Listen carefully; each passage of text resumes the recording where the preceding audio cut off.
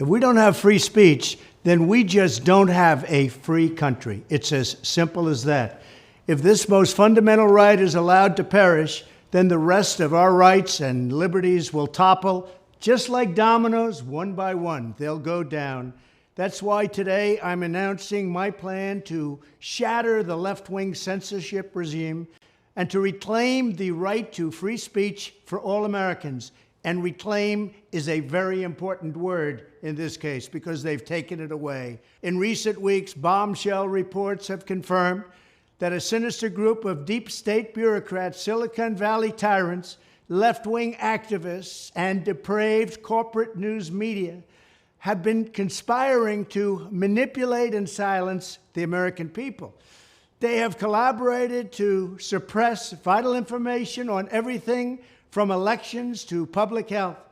The censorship cartel must be dismantled and destroyed, and it must happen immediately. And here's my plan. First, within hours of my inauguration, I will sign an executive order banning any federal department or agency from colluding with any organization, business, or person to censor, limit, categorize, or impede the lawful speech of American citizens. I will then ban federal money from being used to label domestic speech as mis- or disinformation.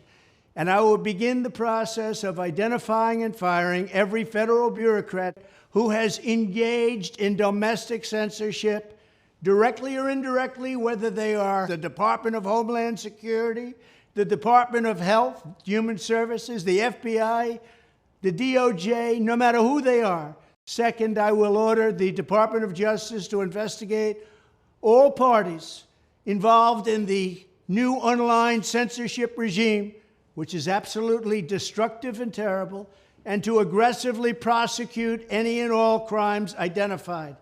These include possible violations of federal civil rights law, campaign finance laws, federal election law, securities law, and antitrust laws, the Hatch Act, and a host of other potential criminal, civil, regulatory, and constitutional offenses.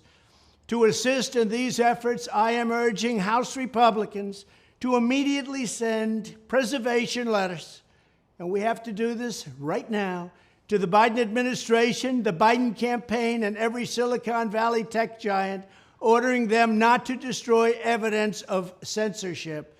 Third, upon my inauguration as president, I will ask Congress to send a bill to my desk revising Section 230 to get big online platforms out of censorship business.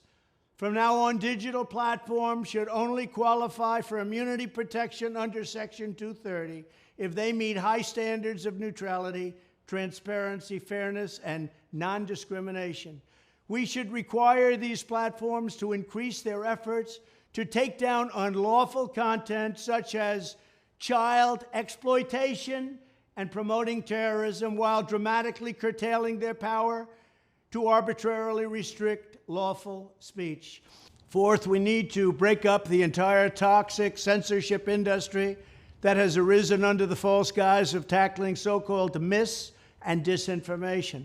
The federal government should immediately stop funding all nonprofits and academic programs that support this authoritarian project.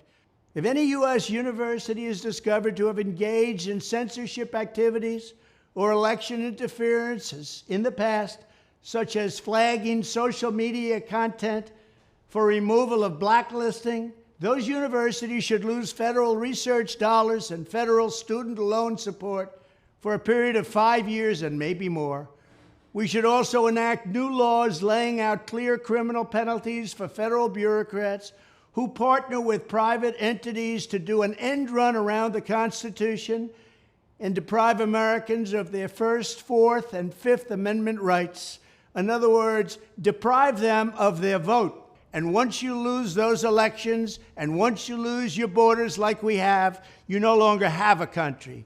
Furthermore, to confront the problems of major platforms being infiltrated by legions of former deep staters and intelligence officials, there should be a 7-year calling-off period before any employee of the FBI, CIA, NSA, DNI, DHS, or DOD is allowed to take a job at a company possessing vast quantities of U.S. user data.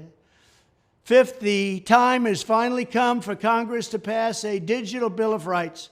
This should include a right to digital due process. In other words, government officials should need a court order to take down online content, not send information requests such as the FBI was sending to Twitter.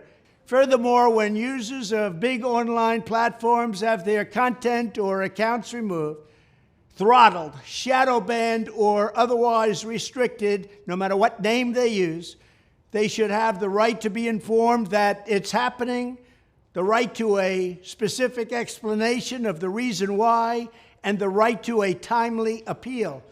In addition, all users over the age of 18 should have the right to opt out of content moderation and curation entirely and receive an unmanipulated stream of information if they so choose.